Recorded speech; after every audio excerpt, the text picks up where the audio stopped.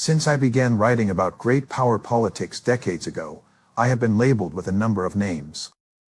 A cynic. An apologist. But the most common one, the one my liberal critics are most fond of, is pessimist. They hear my analysis on China or Ukraine and they say, "Dr. Mearsheimer, why are you so gloomy? Why can't you see the progress we've made?"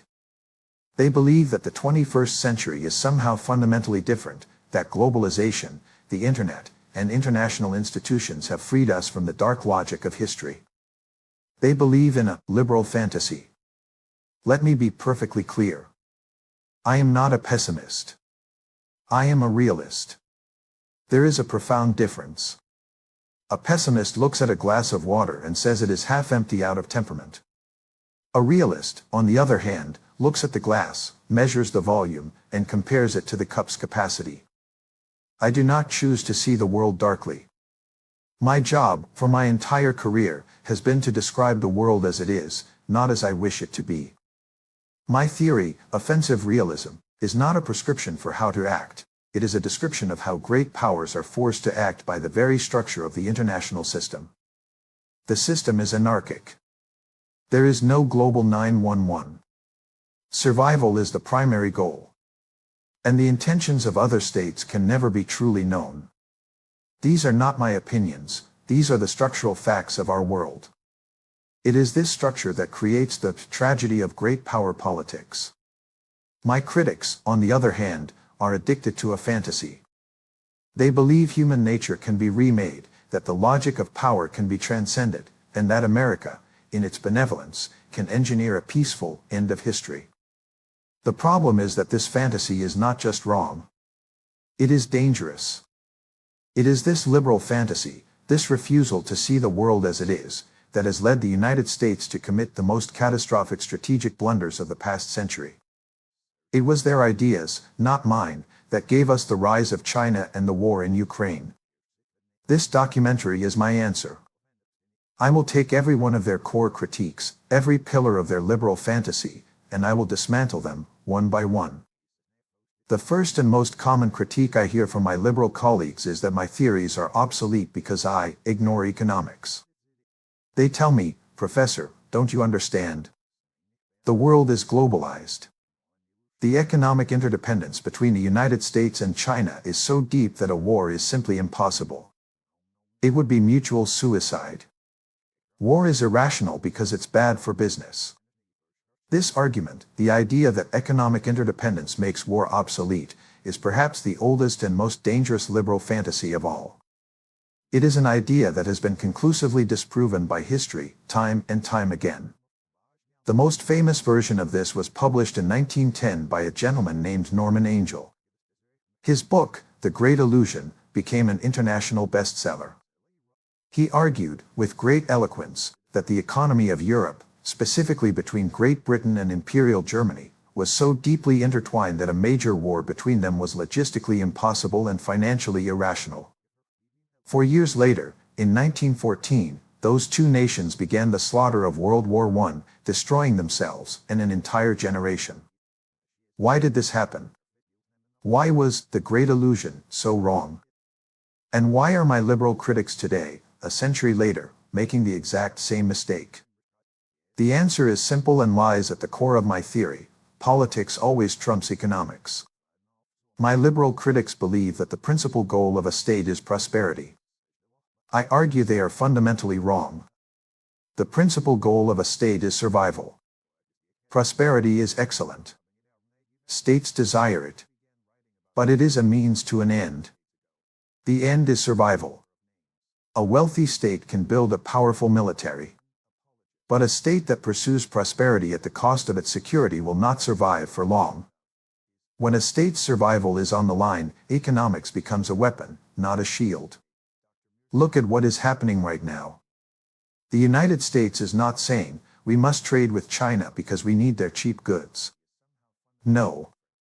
We are actively decoupling. We are waging an all-out economic war against China, specifically in semiconductors and technology. Why? Because our policymakers have finally woken up to the realist reality: in a great power competition, interdependence is not a buffer, it is a vulnerability. It allows China to blackmail us. Economics is not an antidote to war. In a realist world, it is just another battlefield. The second critique my detractors love to use is that I am immoral. That realism is a cold, cynical, and ruthless theory. They stand on a moral high ground, arguing that foreign policy must be about human rights, about spreading democracy, about protecting the innocent. They accuse me of ignoring the difference between good and evil, of treating international politics like a passionless chess game with no human cost. Let me be clear. My theory is cold. It is an analytical theory. It does not deal with what ought to be, it deals with what is. It describes how states actually behave in an anarchic system where their survival is at stake. States, as I argue, will lie, cheat, and kill to ensure their own security. They do not do this because they are evil, they do this because they are forced to by the tragic structure of the system they inhabit. But let us talk about morality. Let us talk about the real morality. The morality of consequences. My liberal critics, in their arrogant quest to impose their values on the rest of the world, are, in my view, the source of true immorality. I believe that liberal hegemony is a profoundly immoral policy. What policy was more immoral than the 2003 invasion of Iraq? It was a war sold to the public under the pretext of spreading democracy and liberating a people. It was a liberal crusade. What was the result? We killed hundreds of thousands of people. We displaced millions. We destroyed a functioning state and created a power vacuum that gave birth to ISIS.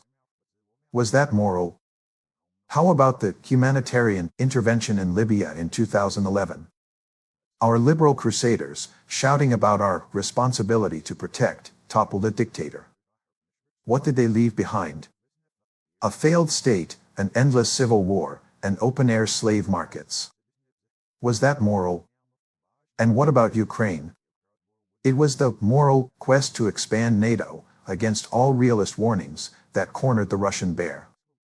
And now, to save Ukraine, we are encouraging it to fight a war it cannot win, ensuring its country is systematically destroyed and depopulated. We are, in effect, willing to fight to the last Ukrainian to defend our morality. My policy, the policy of realism and restraint, is the moral policy. It is the policy that understands the world is a tragic place, and that trying to impose your will on others by force, even with the best intentions, almost always leads to catastrophic human suffering.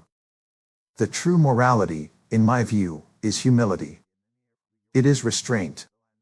It is seeing the world as it is and choosing the path that leads to less war, not more. The immorality is the hubris of my liberal critics. The third critique is that I don't understand institutions. My critics tell me that the system is no longer anarchic, as I claim. They point to the United Nations, the European Union, the World Trade Organization, the International Criminal Court. They argue that we live in a rules-based international order. They believe these institutions have fundamentally changed state behavior, replacing raw power politics with negotiation and international law. This, to me, is one of the most transparent fantasies. I do not ignore institutions. I simply see them for what they are. Institutions are not an authority above states. They are, and always have been, tools of states. My argument is that institutions are, at best, arenas where great powers go to coordinate their actions when their interests are already aligned. At worst, they are a battlefield where great powers go to legitimize their own policies and delegitimize their rivals. These institutions are a reflection of the balance of power, they do not shape it.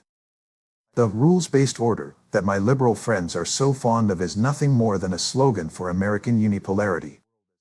It was an order where America made the rules and, more importantly, America decided when those rules could be broken. We insisted on the sanctity of borders in Europe, but we bombed Serbia in 1999 without UN approval. We championed national sovereignty, and then we invaded Iraq, a country that had not attacked us, in clear violation of the very UN Charter we claimed to uphold. When the International Criminal Court attempts to investigate our allies, or even our own soldiers, we threaten it with sanctions. This is not a rules-based order. This is hypocrisy. The UN Security Council did not stop the Iraq War. The WTO did not stop our trade war with China. And the EU did nothing to stop the war in Ukraine. Why? Because when the core security interests of a great power are on the line, institutions are, as I have always said, nothing more than paper. Power, and power alone, is what matters. This leads to the fourth, and perhaps the most cherished, belief in the liberal fantasy. This is the democratic peace theory. The argument is that democracies do not fight each other. My liberal colleagues truly believe this. They believe that the internal character of a state, its form of government, determines its external behavior.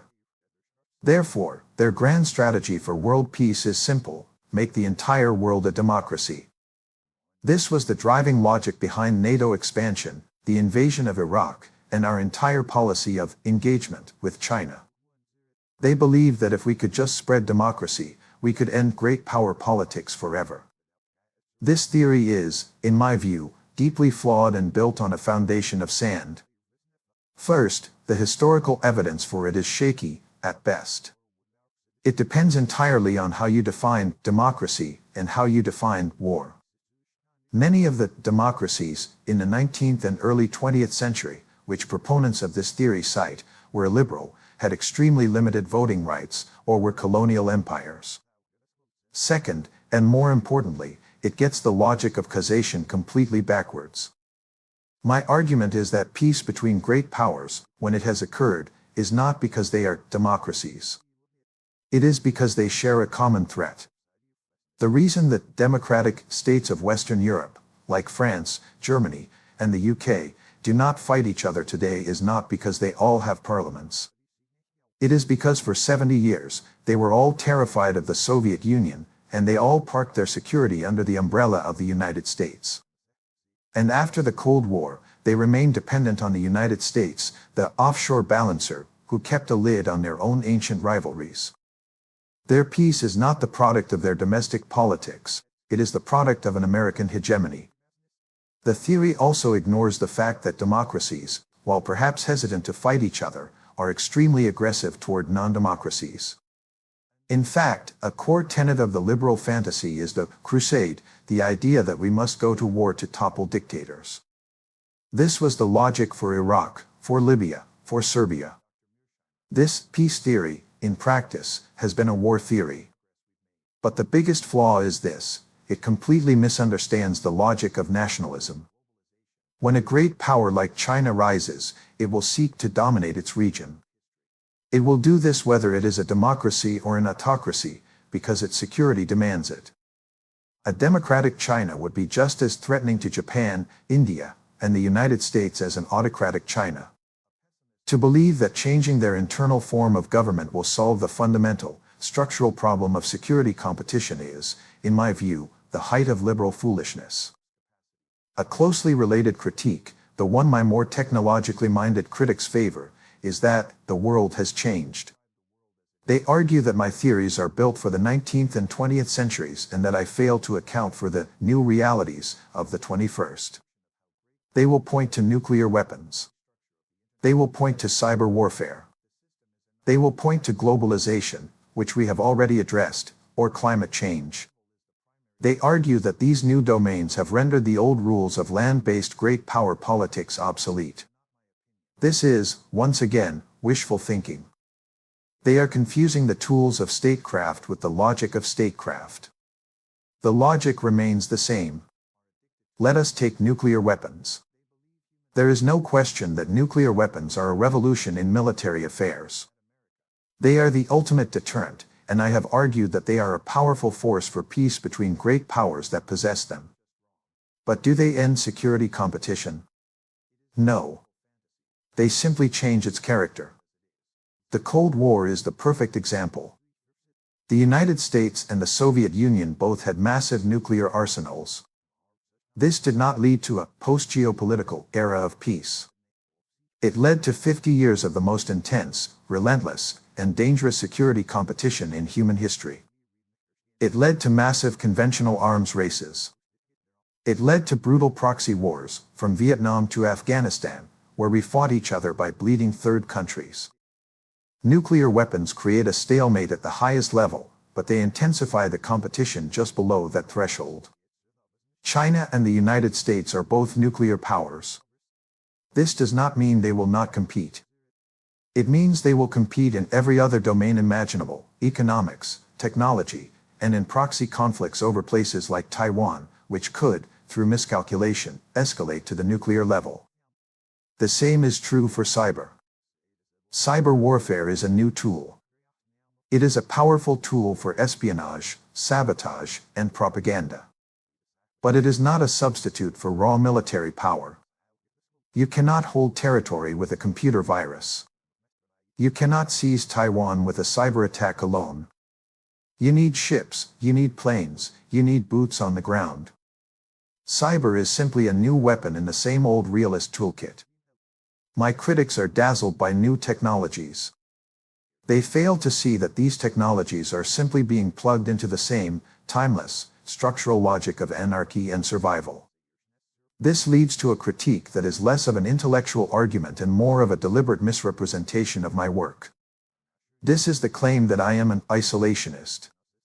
Because I argue against the crusade of liberal hegemony, and because I argue for a grand strategy of restraint, my critics immediately leap to the conclusion that I want America to withdraw from the world, pull up its drawbridges, and let the rest of the planet sort itself out. This is a straw man. It is a caricature designed to make my position sound simplistic and irresponsible. I am not an isolationist. I have never argued for isolationism. My strategy, which I call offshore balancing, is a deeply internationalist strategy. It is, however, a realist internationalist strategy, not a liberal one. What is the difference? The liberal internationalist, my critic, believes America must be the world's policeman. They believe we must have our troops stationed in 800 bases around the globe. They believe we must be involved in every regional dispute, from Syria to Ukraine, and that we must be in the business of nation building and democracy promotion. This, I argue, is strategic insanity. It is a recipe for imperial overstretch, endless war, and bankruptcy. My strategy, offshore balancing, is far smarter. It is the strategy the United States used for most of its history, and the strategy the United Kingdom used for centuries before us. It argues that America should be deeply involved in the world, but only in those few places that matter to our vital security interests. And what are those interests? As I have said, our only vital interest is to ensure that no single state achieves regional hegemony in Europe, and no single state achieves regional hegemony in Asia. Our goal is to prevent the rise of a peer competitor. But how do we do this? We do not do it ourselves. We are an offshore power, protected by two giant oceans. We let the local powers do the heavy lifting. In Asia, we should encourage, arm, and support a balancing coalition of China's neighbors, Japan, India, Australia, Vietnam, South Korea, to contain China. In Europe, we should let the wealthy European powers handle Russia. Our powerful Navy and Air Force remain offshore, over the horizon, as a balancer of last resort. We only intervene with our own troops if the local balance collapses. This is not isolationism. It is the height of strategic wisdom. It achieves our goal, preventing a rival hegemon, at a fraction of the cost in blood and treasure. It keeps us out of stupid, unwinnable wars and focuses our power where it matters. When my critics have exhausted their intellectual arguments, when they can no longer defend the failures of interdependence, or the rules-based order, or their democratic peace theory, they invariably resort to their final, and most desperate, critique. This is not an argument at all. It is an ad hominem attack. This is the critique that I am an apologist. They claim that by explaining why Russia acted as it did in Ukraine, I am somehow justifying it. They say, Mearsheimer is blaming America, or Mearsheimer is on Putin's side. This, I must tell you, is a deeply dishonest and anti-intellectual tactic. It is the last refuge of someone who has lost the debate. In social science, when we seek to explain a phenomenon, whether it is a war, a revolution, or an economic collapse, we are looking for its causes. To explain the cause of something is not to excuse it. If a sociologist studies the root causes of crime, poverty, lack of opportunity, social breakdown, they are not justifying crime. They are explaining the conditions that make it more likely, so that we can craft intelligent policy. I do the same for war. My job as a scholar is to build a causal theory of why nations go to war. My argument is that Russia's invasion of Ukraine was a tragic, but predictable, consequence of the West's foolish decision to expand NATO. I am explaining the chain of events. I am pointing to the cause, a great power, backed into a corner, lashing out. This is a causal explanation. It is not a moral justification. War is a tragic and brutal business. But to stop it, we must first understand why it happens. My critics, by contrast, are not interested in causes. They are only interested in blame. They want a simple morality play. They want to find the bad guy, in this case, Vladimir Putin, and blame everything on him. Why? Because if the war is only Putin's fault, if it is just a case of unprovoked imperial aggression, then it means their policies, their liberal ideas, and their 30-year project of NATO expansion played no role. It absolves them of all responsibility. This apologist smear is not an argument. It is a confession. It is an admission that they are unwilling, or unable, to look at their own failed policies in the mirror. This brings us to the core of the matter.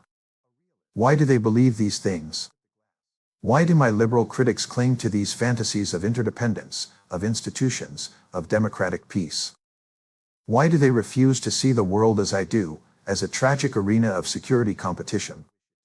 The answer, I believe, is that they are fundamentally, psychologically, and philosophically incapable of accepting the concept of tragedy. My theory, the tragedy of great power politics, is named that for a reason. It is tragic because it argues that the structure of the system forces great powers into competition, even if they are led by good people with peaceful intentions. In my world, there are no permanent solutions. There is no end of history. There is only a timeless, relentless, and often brutal competition for survival. The best we can hope for is to manage this competition intelligently. The liberal fantasy, by contrast, is a rejection of tragedy. It is an ideology of optimism. It believes that human nature is malleable, that progress is inevitable, and that history is a linear march toward a more perfect, peaceful, and democratic world. It believes that all problems can be solved. That all conflicts can be mediated. That all rivals can be turned into partners. It is, at its core, a feel-good theory. It is the political science equivalent of a children's story, where everyone, in the end, can learn to get along. This is why they cannot accept my arguments. My arguments tell them that their entire worldview is a fantasy. It tells them that the arc of the moral universe does not, in fact, bend toward justice by itself. It has to be bent by raw power. It tells them that, despite our best intentions, we can find ourselves in horrible situations, not because anyone is evil, but because the logic of anarchy and survival demands it. This is a terrifying and deeply unsatisfying conclusion for a liberal. They would rather cling to their fantasy, to their belief in a solvable world, than accept the cold, hard, and tragic reality of the one we actually live in. So, where does that leave us? For 30 years, we have run a global experiment. We have tested these two competing theories, realism and liberalism, in the real world. My critics have had complete control of the laboratory. For 30 years, American foreign policy has been a living embodiment of their liberal fantasy. And what is the result? What is the fruit of their 30-year experiment? They promised us a peaceful rise for China. Instead, their engagement policy created a peer competitor, a rival more formidable than the Soviet Union, and we are now, as I have argued, locked in an unavoidable conflict. They promised us a Europe whole and free. Instead, their NATO expansion policy backed Russia into a corner, provoked a war, and has led to the complete destruction and partition of Ukraine, all while pushing Russia and China into a new axis. They promised us humanitarian intervention. Instead, their wars for democracy in Iraq, Libya, and Syria have killed over 1 million people, displaced tens of millions, and left a trail of chaos and failed states across the entire Middle East. Their rules-based order is in tatters. Their interdependence has failed. Their democratic peace has led to endless war. The world their policies have created is exactly the world my realist theory would have predicted. It is a world of resurgent nationalism, of collapsing institutions, and of raw, brutal, great power competition. The chaos we see around us, the great unraveling, is the final, empirical, and bloody vindication of realism. My critics were wrong. Their fantasy is dead. And we are all now living in the tragic world that I described, and they ignored.